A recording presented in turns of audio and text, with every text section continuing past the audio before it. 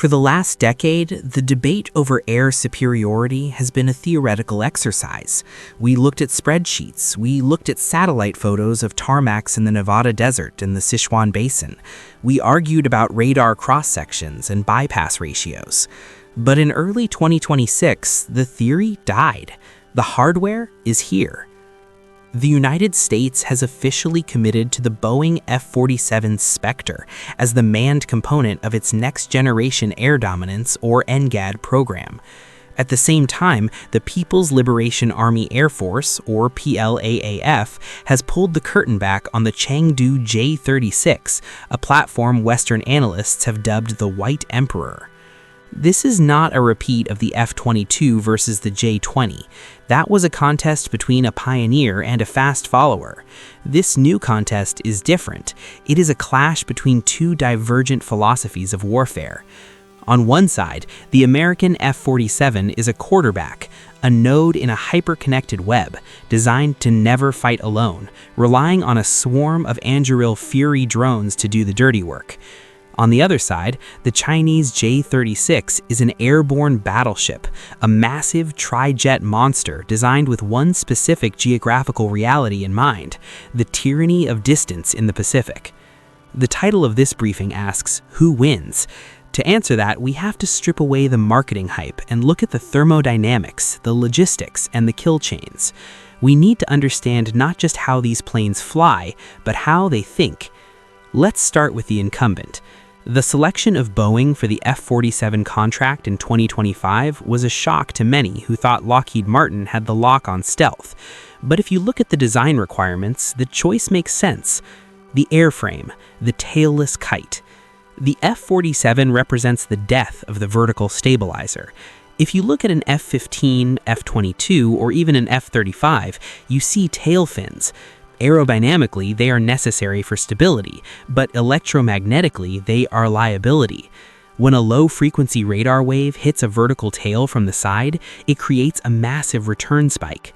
The F-47 is a cranked kite-flying wing. It has no tail. It relies entirely on drag rudders and thrust vectoring for yaw control.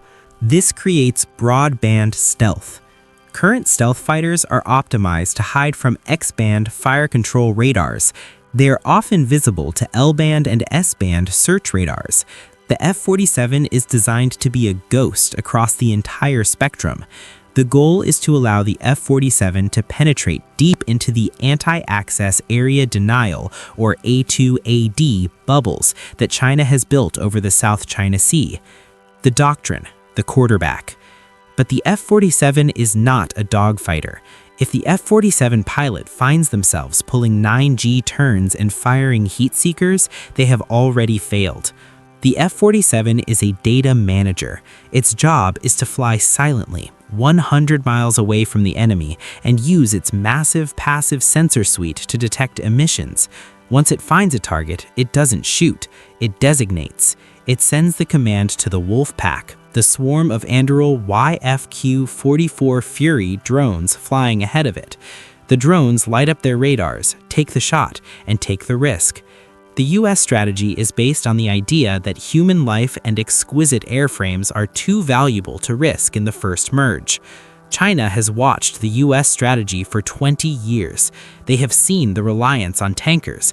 They have seen the reliance on bases in Guam and Okinawa, and the J-36 is their answer. The design, the tri-jet anomaly. The first thing you notice about the J-36 is its size. It is huge. It is significantly larger than the F-22. The second thing you notice is the engines. It has 3 of them.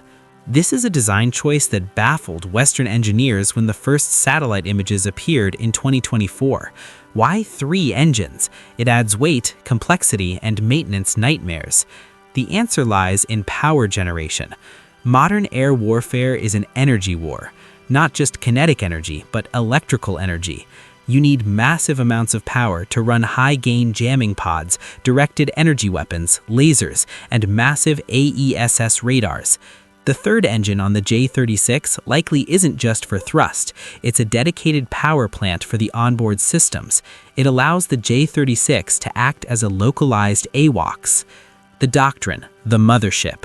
While the US pushes the quarterback concept, the plane is just a node. China is pushing the mothership concept. The J-36 is designed to operate autonomously far from home for long durations. It carries a massive internal fuel load because China knows its tankers will be targeted immediately. It is designed to carry the PL-17, a missile so large it cannot fit in the bays of the J-20. The J-36 is a sniper platform. Its job is to loiter at 60,000 feet, use its massive radar to look down, and fire ultra-long-range missiles at American tankers and support aircraft. In any generation of fighter aircraft, the winner is usually the one with the better engine. In 2026, we're seeing two different solutions to the problem of range.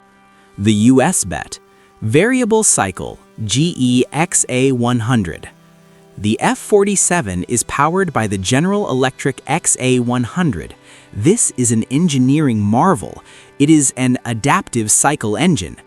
A traditional jet engine is a fixed compromise between a turbojet, fast, thirsty, and a turbofan, slow, efficient.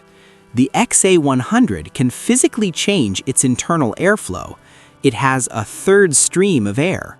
When the F-47 is cruising from Guam to the Taiwan Strait, the engine opens that third stream, acting like a high-efficiency airliner engine. It saves gas. When the fighting starts, it closes the stream, turning into a high-thrust fighter engine. This gives the F-47 a 30% increase in range without adding fuel weight. It also provides a massive heat sink. The third stream of cold air is used to cool the avionics, allowing the F-47 to run its jammers hotter and longer than anyone else. The Chinese bet, the WS-15 evolved. China has struggled with metallurgy for decades, but with the WS-15, they have closed the gap. The J-36 uses an evolved version of this engine. While it lacks the adaptive morphing capability of the GE engine, China has solved the problem with brute force.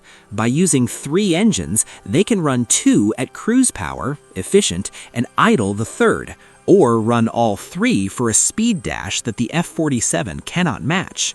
The J-36 is likely faster in a straight line. The F-47 is more efficient. In the Pacific, where the nearest runway might be 1,000 miles away, efficiency is a tactical weapon. This is where the math gets scary for the Pentagon. The PL-17 carrier killer. China has fielded the PL-17. This is an air-to-air missile with a reported range of 400 kilometers, 250 miles. It uses a dual-pulse rocket motor and, crucially, a multi-mode seeker. The PL-17 is not designed to hit a fighter jet pulling 9 Gs. It is designed to kill the enablers. If a flight of J-36s can launch a volley of PL-17s at the American KC-46 tankers and E-7 wedge-tail radar planes, they don't have to kill the F-47s, they just have to starve them. If the tankers are pushed back, the F-47s run out of fuel and fall into the ocean. The U.S. response, AIM-260-JATM. The U.S. was late to the long-range game, relying on the AIM-120 AMRAAM for too long. The fix is the AIM-260-JATM, Joint Advanced Tactical Missile. We don't have hard numbers, but the AIM-260 is designed to match the range of the Chinese missiles while fitting inside the weapons bay of a stealth fighter. It likely uses a miniaturized propellant or a throttleable ramjet. But here is the trade-off. The J-36 is huge. It has massive weapons bays. It can likely carry more large missiles than the F-47. The U.S. solution is, again, the drones. The F-47 might only carry 4 missiles, but the 4 Fury drones flying with it might carry 2 each. That gives the American flight a total of 12 missiles. The question is, can the drones survive long enough to fire them? We cannot analyze these machines in a vacuum. We have to look at the map. The Pacific Theater is an ocean of water and a desert of airfields. The U.S. logistics problem. The F-47 operates from a sanctuary mindset. The bases in Guam and Japan are under threat from Chinese ballistic missiles. The U.S. Air Force is dispersing to small islands, agile combat employment. This means the F-47 needs to be reliable. It needs to land on a rough runway, get refueled from a bladder, and take off again. The complex, high-maintenance stealth coatings of the past, like on the B-2, won't work here. Boeing claims the F-47 uses hardened stealth materials that can survive the salt spray and humidity of the Pacific without needing a climate-controlled hangar. The Chinese home court advantage. The J-36 operates from the mainland. They have deep magazines, secure hangars, and massive radar coverage from the ground. The J-36 is designed as a zone defender. It doesn't need to go to California. It just needs to control the first island chain. Because it operates closer to home, the J-36 can afford to be less efficient. It can burn fuel to reach high speeds because it has a friendly runway 500 miles behind it. The F-47, operating 2,000 miles from base, does not have that luxury. This is the final and perhaps most critical variable: the Boeing production struggle. The U.S. aerospace industry is still recovering from the supply chain crunches of the mid-2020s. The F-47 is an incredibly complex machine. It relies on chips from Taiwan, a strategic risk in itself, and rare earth elements that, ironically, mostly come from China. The planned production rate for the F-47 is low, likely fewer than 50 airframes a year initially. It is a silver bullet force. The Chengdu scale. China has become the world's factory. Their shipbuilding capacity dwarfs the US. Their drone production dwarfs the US. Western intelligence estimates suggest that once the J-36 line is fully spun up, Chengdu and Shenyang could pump out 100+ airframes a year. However, quantity has a quality all its own, only if the pilots are good. The human element. The US still holds the edge in pilot training. American pilots fly more hours. They train in red flag exercises that simulate chaos. They are encouraged to exercise initiative. The PLAAF is rigidly hierarchical. A J-36 pilot is often waiting for permission from a ground controller, GCI, to take a shot. In a jamming-heavy environment where comms are cut, that hesitation is fatal. But the F-47 changes the pilot's role. The American pilot is now a battle manager. They are managing drones, monitoring fuel states, and interpreting AI suggestions. The skill set has shifted from stick and rudder to resource management.